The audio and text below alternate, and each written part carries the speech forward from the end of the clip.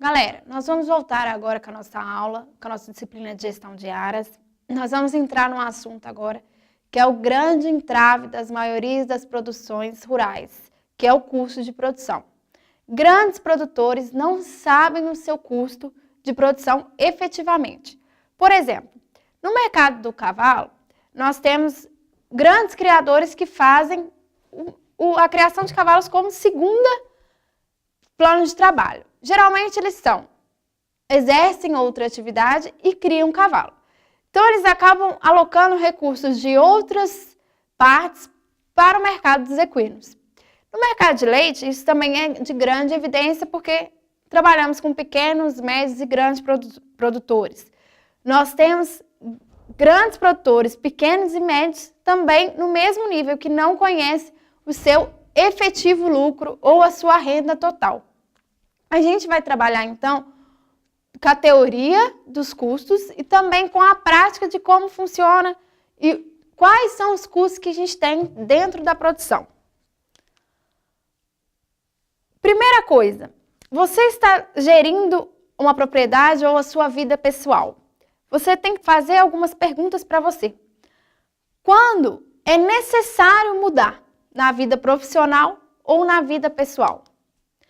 É necessário mudar antes que seja necessário.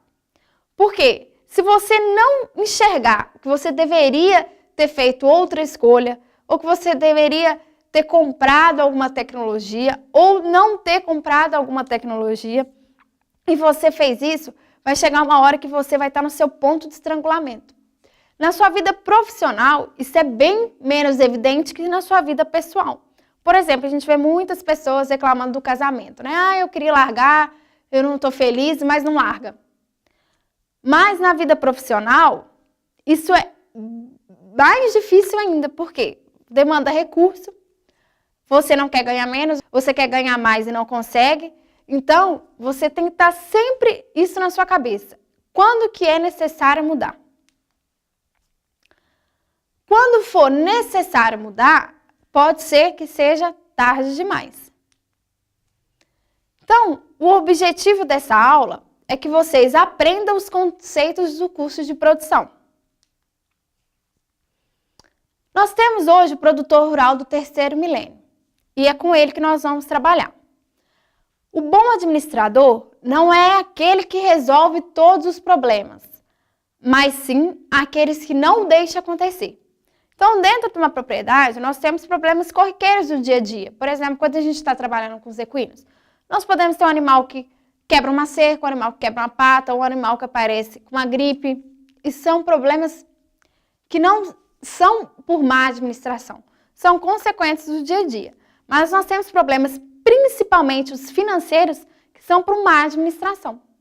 Quando você chega numa propriedade, você tem que ter um caderno de anotação, uma ata, e você tem que saber se relacionar com as pessoas. Por quê? O produtor rural do terceiro milênio, ele é conhecedor de muitas coisas, mas ele ainda vive naquele passado dele, naquelas coisas que ele herdou dos pais, dos avós. Então, ele tem esses dois pontos críticos. Então, às vezes, é necessário ter maior jogo de cintura com esse tipo de produtores. E para isso, precisamos de tempo para repensar no nosso negócio. O produtor rural, muitas vezes, é visto como vilão no processo de produção e alimentos. Temos que combater essas premissas, pois o agronegócio é o que sustenta o nosso país. Por exemplo, quando você não sabe se relacionar com as pessoas, dificulta muito a sua produção, seja ela rural ou não. Na propriedade rural, é grande evidência quando você não tem uma boa relação. Porque vocês, como técnicos, vocês vão gerenciar algum local, vocês vão dar ordens. Se vocês não souberem falar, provavelmente vocês vão ter um insucesso na sua carreira. Por quê? O produtor rural, o do leite, por exemplo, que é evidentíssimo, eles estão com pouco dinheiro, eles têm pouco recurso. Você não pode chegar impondo para esse produtor fazer alguma coisa ou comprar uma tecnologia, sendo que ele não tem recurso para isso. Você precisa mostrar para ele quais são atividades de manejo, por exemplo, que ele deve mudar para a sua propriedade ter uma renda positiva. No mercado do cavalo, a mesma coisa. Tem gente do Mangalaga Machador que eu vejo, que eu trabalho, por exemplo. Os animais estão lá, vão correr para a pista daqui 60 dias, eles querem mudar o manejo daqueles animais. Eles não conhecem a lida daqueles animais, eles não sabem que aqueles animais não vão conseguir responder em pouco período de tempo. Então é necessário que nós consigamos falar, nós consigamos transmitir essas informações para os produtores e para quem nós trabalhamos. Então, as ações que nós podemos tomar é ter atitude, cooperação, buscar profissionalização, vencer a competição na argumentação completa e não na força. Primeiro, se você tem um livro, por que não usar? Então, toda vez que você for na propriedade, se for fazer uma visita, se você pediu para fazer alguma coisa, você anota e pede para a pessoa assinar. Porque quando você voltar, aquela pessoa pode falar para você, não, você não me pediu para fazer isso. E aí é uma prova que você tem, que você realmente pediu para que tal atividade seja feita. E do mesmo jeito que você consegue conquistar um profissional, por exemplo, no mercado dos equinos ou do bovino.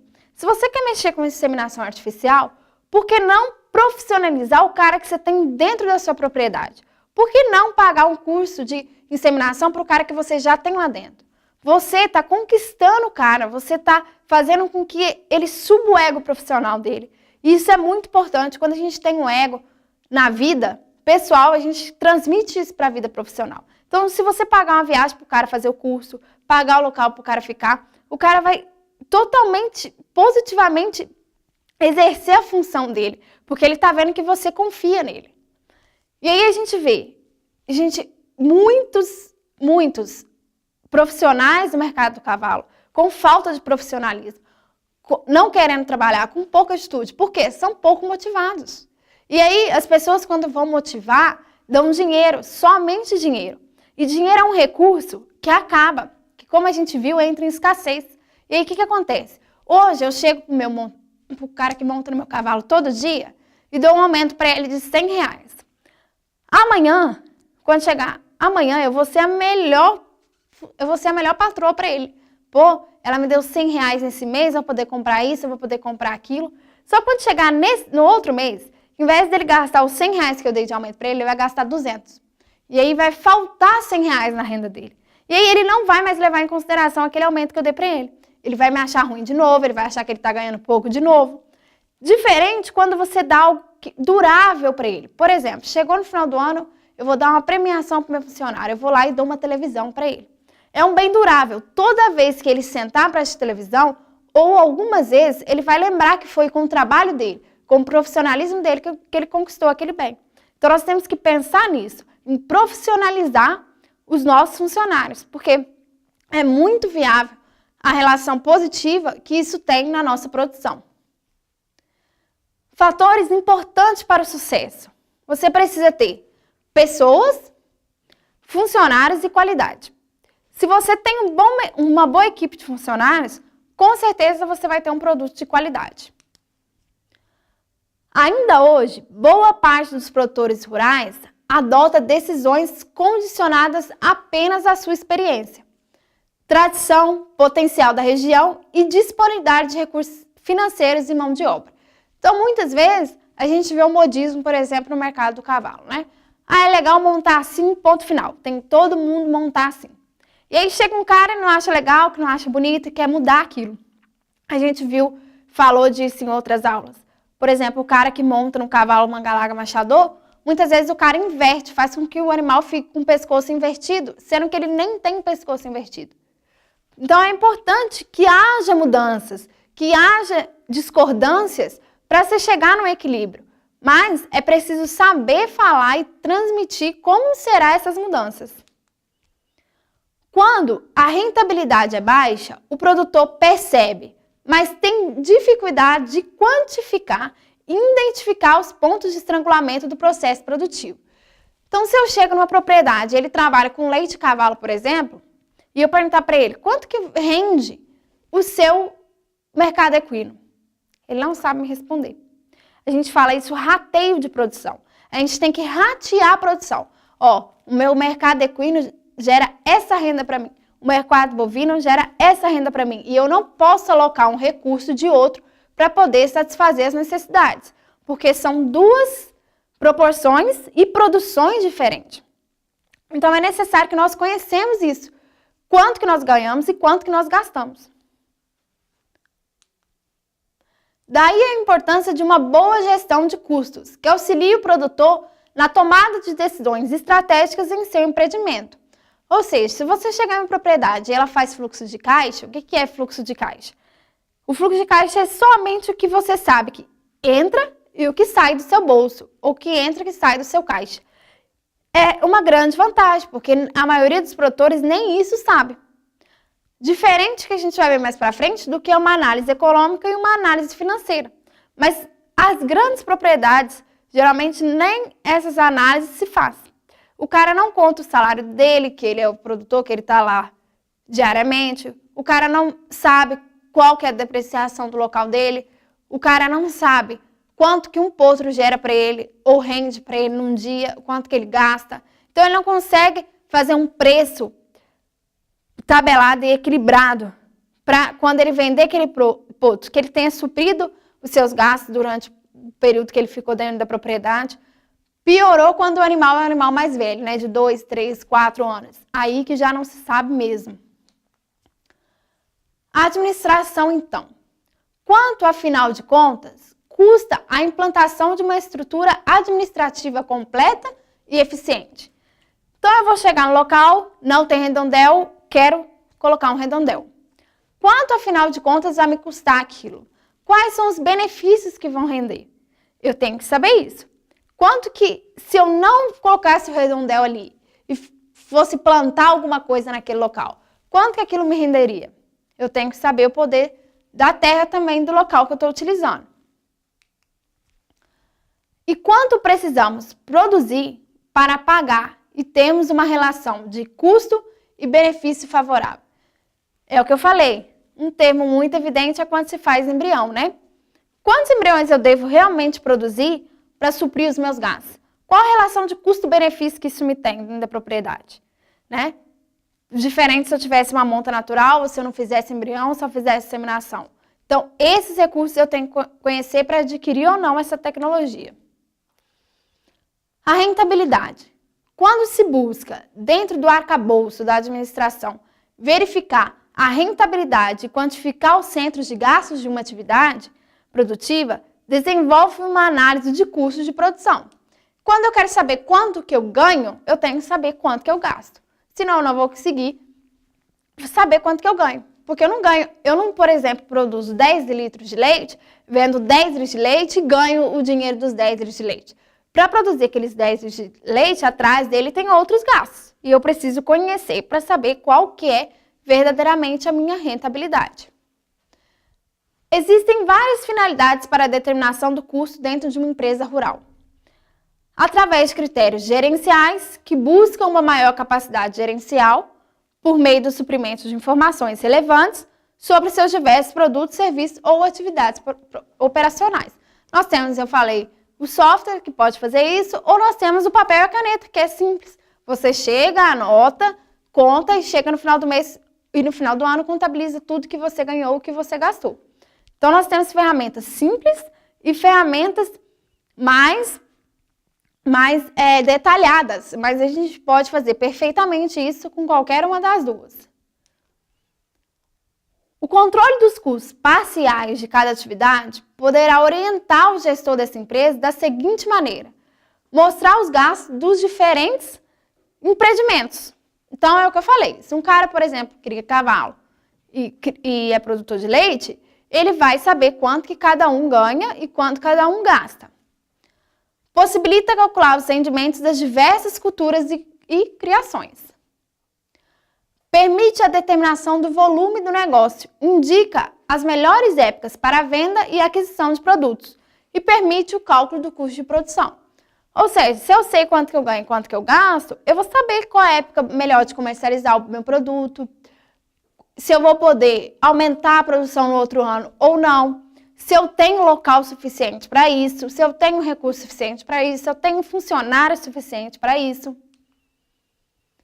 A análise econômica é uma análise mais detalhada do que a análise financeira. A análise financeira, eu trabalho só com fluxo de caixa, igual eu falei para vocês. Na análise econômica, eu tenho que levar outros fatores, observar outros fatores, como a depreciação, que a gente vai falar mais para frente, como o salário, como os custos que a gente vai falar que são fixos e que são variáveis dentro da produção. Custo de produção é importante ferramenta da análise econômica. São variáveis desconhecidas pela imensa maioria dos produtores brasileiros. O que é muito triste, né, gente? Saber que grandes produtores não sabem qual é a análise econômica da sua produção. Na cadeia produtiva, esse desconhecimento é um importante ponto de estrangulamento da cadeia, já que essas informações são imprescindíveis para o processo de tomada de decisões. Então, no mercado do cavalo, a gente não tem uma cadeia linear. Se eu não sei quanto que eu ganho, eu não vou poder tomar a decisão, por exemplo, de levar o meu cavalo numa exposição mais longa, ou de poder adquirir dentro da minha propriedade, fazer um leilão, porque eu não sei se eu vou ter rentabilidade para isso. Então, é muito triste você não poder tomar essa decisão por uma má administração. Então, é preciso que vocês, como gestores, como técnicos, e nós, como zootecnistas, trabalhamos para esse profissionalismo, trabalhamos para esse enfoque. Porque muitas vezes os zootecnistas veterinários não se atêm, não gostam desse mercado de custo.